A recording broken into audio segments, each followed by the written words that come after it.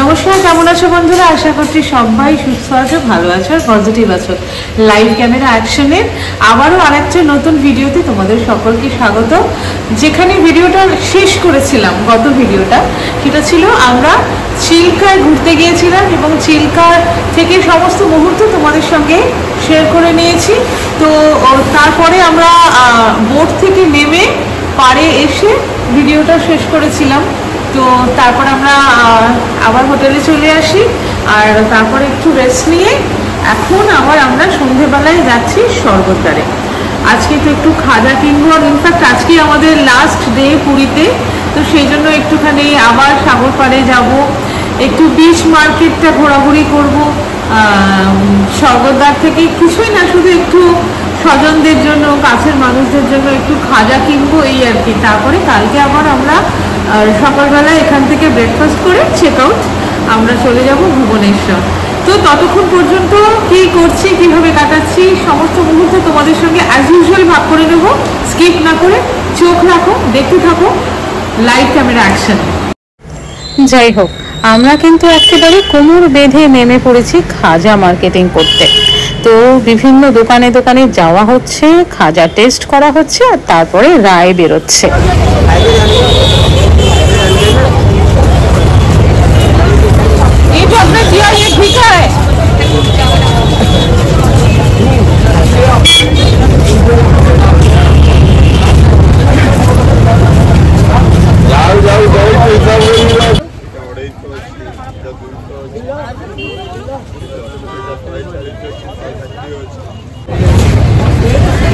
कतदिन थाकबे गो? ये सब लाइन में जो है ना, ये दोस्तों पे 180 वाला सब जो है, 20-22 दिन तक रहेगा आराम से। जो डब्बे पे दे रहे हैं मिस्टी कम हो जाएगा। सप्ताह दिन में हमेशा मिस्टी रहेगा, 4-5 दिन रहने के बाद मिस्टी कम हो जाएगा। যে পরিমাণে আমরা খাজা নিয়ে পরীক্ষা নিরীক্ষা শুরু করেছি না, এর 1/4 যদি আমরা আমাদের বোর্ড এক্সামের সময় মন দিতাম লেখাপড়ায়, তাহলে কিন্তু দেশ আর দশের মুখ আমি উজ্জ্বল করতাম। কিন্তু কিছু করার নেই, আমরা বাঙালিয়া পুরীতে এসেছি, এটুকু মেনে নিতেই হবে। শুধু খাজা খাওয়াই হচ্ছে না, তার সঙ্গে যেটা হচ্ছে সেটা হলো এখানে রীতিমতো আমাদের ইউটিউব চ্যানেলে সাবস্ক্রিপশন চলছে। দারুণ জমে উঠেছে কিন্তু আমাদের খাজা মার্কেটিং। দাও তোমার ফোন দাও। আর তোমার নাম কি? আচ্ছা, বিভু আমাকে বলছে চ্যানেলের নাম বলো, আমি সাবস্ক্রাইব করবো। ওকে ঠিক আছে, তোমার ফোন দাও, আমি চ্যানেল সার্চ করে তোমাকে সাবস্ক্রাইব করিয়ে দিচ্ছি। হ্যাঁ, এই হলো বিভু। তবে বিভুর একটাই আবদার ছিল যে ব্লগটায় যেন ওকে দেখা যায়, কারণ ও এই ব্লগটা ওর গার্লফ্রেন্ডকে দেখাবে। খাজা কেনার পরেই ব্যাস মুষলধারে বৃষ্টি, তাই আর স্বর্গদ্বার অবধি পৌঁছতে পারলাম না। একটু বৃষ্টি থামলেই হোটেলে ফিরে যাব।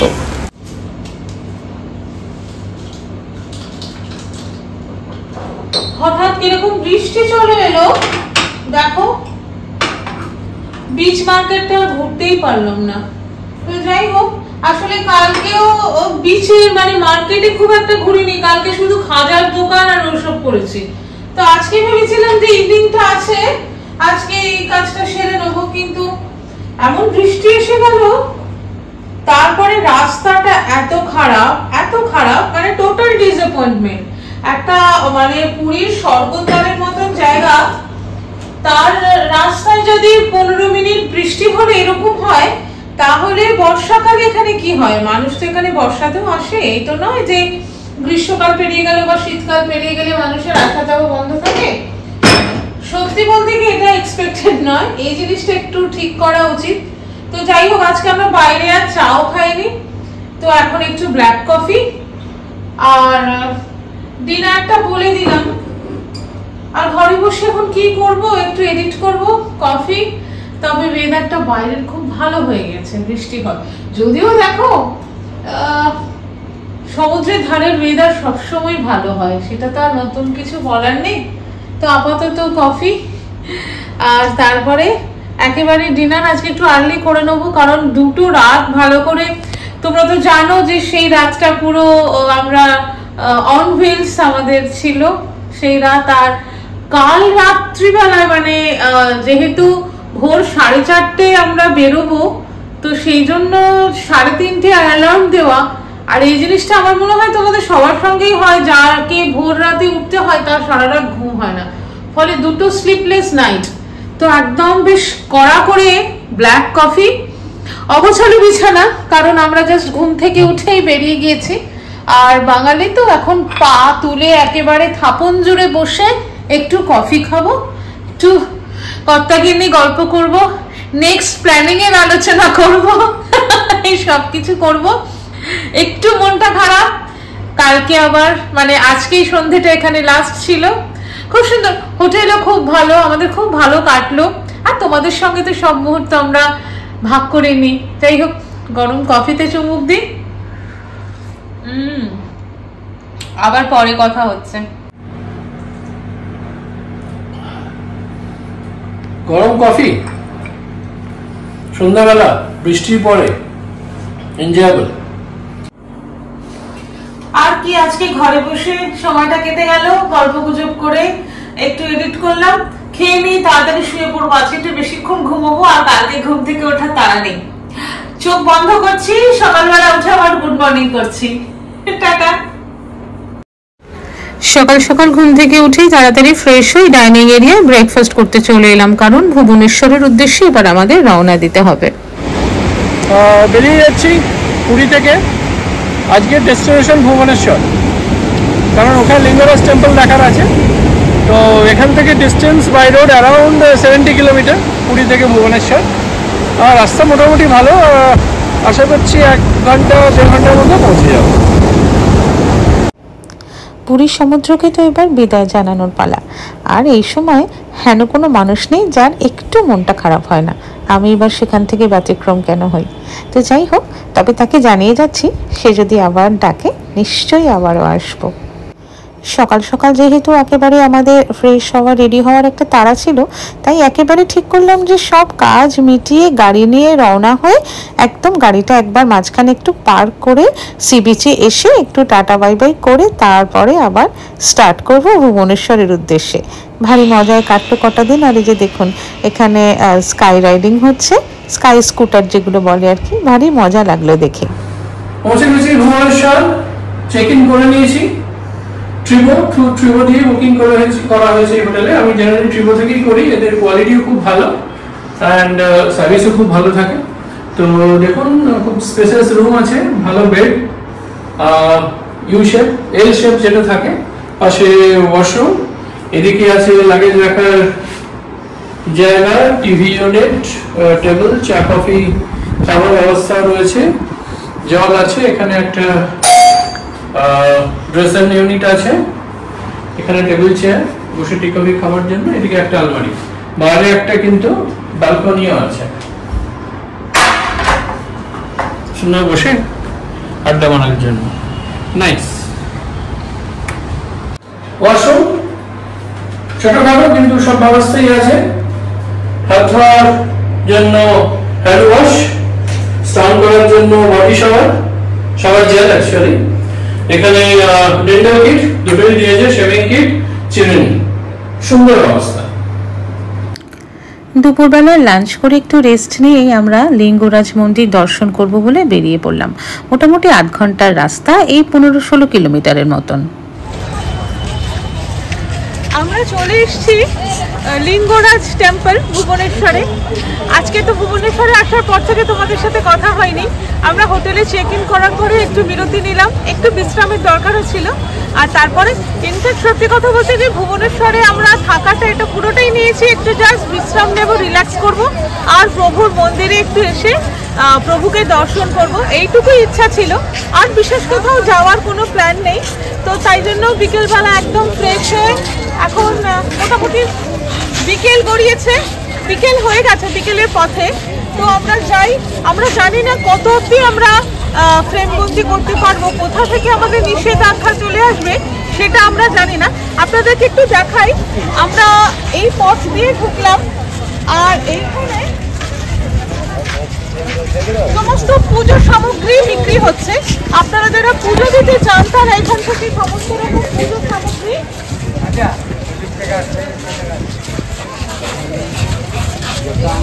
পুজো সামগ্রী কেনার পরে এই পথ দিয়ে আমাদের এবং এই পথেরও দুপাশে এরকম প্রসাদের দোকান আছে। আপনারা চাইলে এখান থেকেও পুজোর প্রসাদ, এখানে নাড়ু বিক্রি হচ্ছে, এখানে গুড় কাঠি, মুরগি সবকিছু পাওয়া যাচ্ছে, আপনারা এখান থেকেও সেগুলো কিনতে পারেন।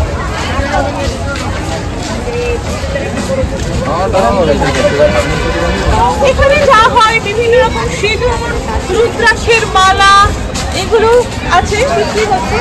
চলুন আস্তে আস্তে একটু সামনের দিকে যাই।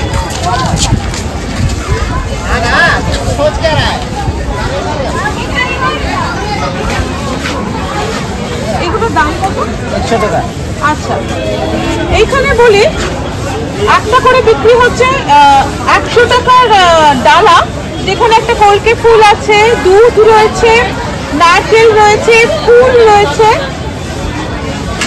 এইটা পুরোটা 100 টাকায় বিক্রি হচ্ছে।